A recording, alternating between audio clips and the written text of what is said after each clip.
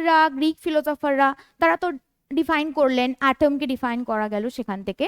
তারপর ল আসলো, দুটো law, law of conservation of mass, law of definite proportion, constant আর ডেফিনিট প্রপোর্শন। বাট এই লগুলোকে প্রপারলি এক্সপ্লেইন করার জন্য Dalton's atomic theory is very important. Dalton's atomic theory, এখান থেকে ডাল্টন কিছু থিওরি দিলেন based on law of conservation of mass and law of definite proportion. Dalton's atomic theory: first, all matter is made of very tiny particles called atoms which participate in chemical reactions, যেটা আমরা already explain করেছি, যে একদম divide করতে করতে যেই পার্টটা, যেটা ফিলোসফাররাও বলেছে, অ্যাটম চলে আসে। তো atom participate in chemical reaction. তো একদম টাইনি পার্টিকেল, স্মল যে পোর্শনটা আমরা পাই লাস্টে পার্টিকেলটা, সেটা অ্যাটম, সেটা কেমিক্যাল রিয়াকশনে পার্টিসিপেট করে। This is the first point. Second, atoms are indivisible particles which cannot be created or destroyed in a chemical reaction. Indivisible particles, indivisible atom কে তো বলা হলো ডাল্টনস অ্যাটমিক থিওরিতে, ইনডিভিজিবল বলা হলো atoms কে, আর বলা হলো which cannot be created or destroyed in a chemical reaction. For example, calcium carbonate, calcium oxide and CO2, এই দুটো বানাচ্ছে। এবার এই কেমিক্যাল রিয়াকশন, এই রিয়াকশনটা যদি ফলো করি, এখানে ক্যালসিয়াম আছে, এটা হচ্ছে রিয়াক্টেন্টস, আর দিস আর প্রোডাক্টস, রিয়াক্টেন্টস প্রোডাক্টস। এটা যদি ফলো করি, এখানে ক্যালসিয়াম রিয়াক্টেন্সে আছে, যখন প্রোডাক্টে যাচ্ছি তখনও ক্যালসিয়াম আছে, রিয়াক্টেন্সে কার্বন আছে, প্রোডাক্টসেও কার্বন আছে, অক্সিজেন আছে রিয়াক্টেন্সে, প্রোডাক্টসেও অক্সিজেন আছে।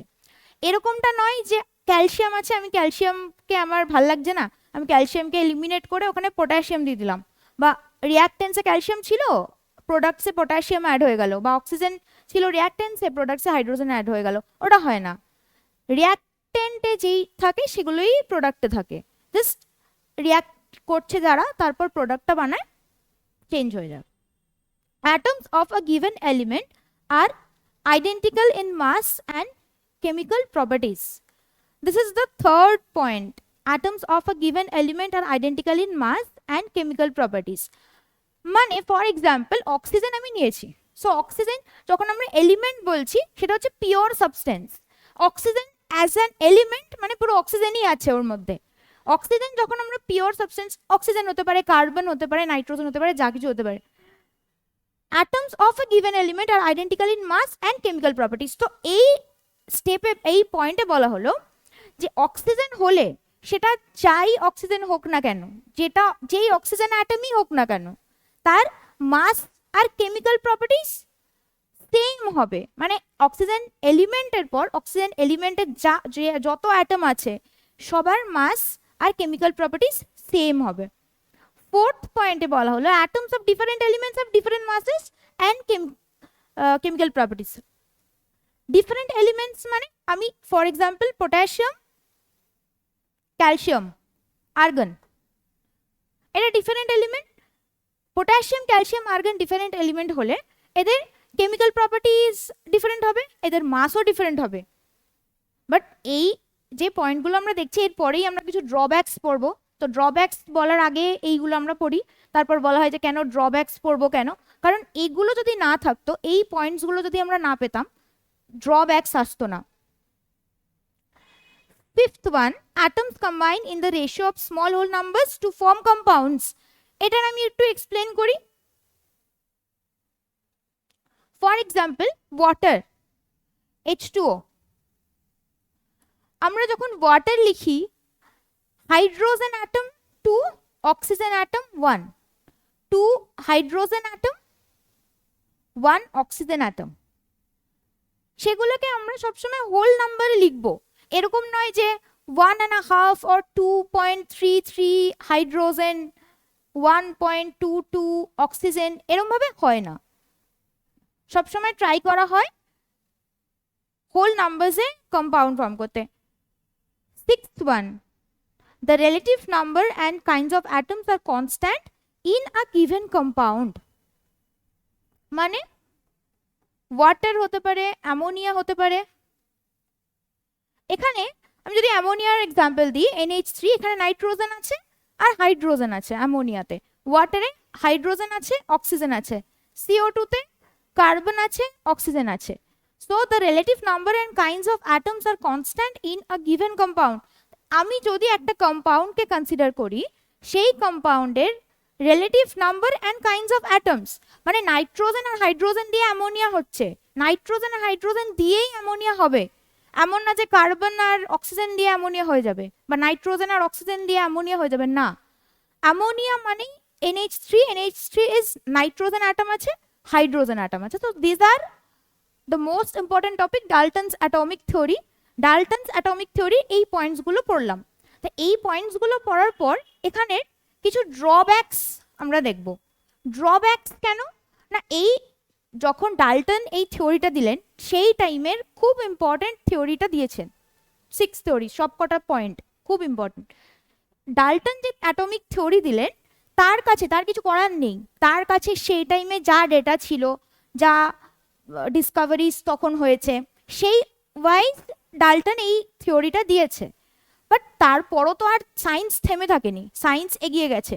সায়েন্স ডাল্টন থিওরিগুলো দেওয়ার পরও এমন না যে থিওরি দিয়ে দিল সব ক্লিয়ার হয়ে গেল, না, থিওরি দেওয়ার পরও সায়েন্স এগিয়ে গেছে। তখন দেখা যাচ্ছে আরও রিসার্চ করার পর, আরও ল্যাব কাজ হচ্ছে, আরও রিয়াকশনস হচ্ছে, সেগুলো দেখার পরে কিছু ড্রব্যাক পাওয়া গেল যে না, Dalton's atomic theory is very important, but there are some drawbacks. So the first and most important point is atoms were thought to be indivisible. আমরা নেক্সট চ্যাপ্টারে খুব ক্লিয়ারলি পড়বো। আর নর্মালি অ্যাটমস এই কথাটাই আসছে ইনডিভিজিবল থেকে, কারণ অ্যাটমস ইনডিভিজিবল, বাট এটা একটা drawback. Why? Just because of atoms, electron, proton, neutron,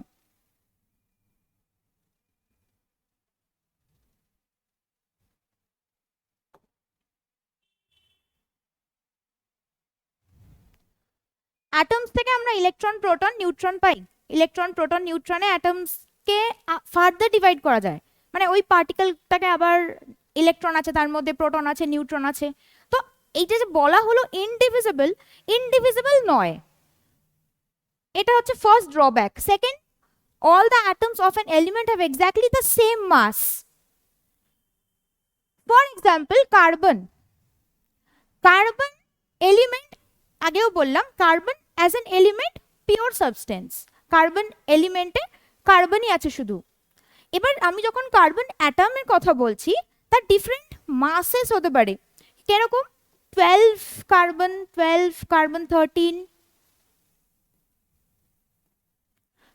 14, এটা হতে পারে কার্বন 12, কার্বন 13, কার্বন 14 হতে পারে।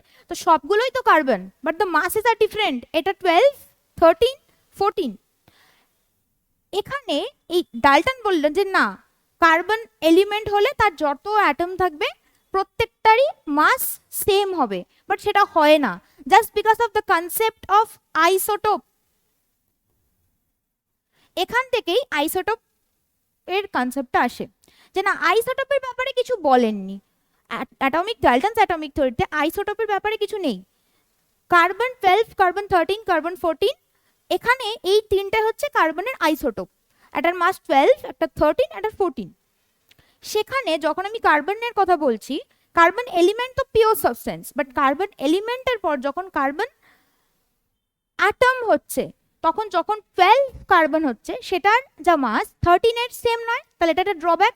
14 এর সেম নয়, বাট আমরা জেনারেলি কার্বন 12টাকেই বেশি, এটা 98.9% কার্বন 12ই পাওয়া যায়, তো ওটাকেই কনসিডার করা হয়। Second, third is atoms of different elements have different masses. For example, calcium আছে, আর্গন আছে। তো ক্যালসিয়াম একটা এলিমেন্ট, আর্গন একটা ডিফারেন্ট এলিমেন্ট। এবার দেখা যায় ক্যালসিয়াম আর আর্গনের মাসটা সেম, তাহলে এখানে যে বলা হলো ডিফারেন্ট এলিমেন্ট হলেই তাদের মাস ডিফারেন্ট হবে, সেটা ইনকারেক্ট হয়ে গেল। This are the limitations of Dalton's atomic theory.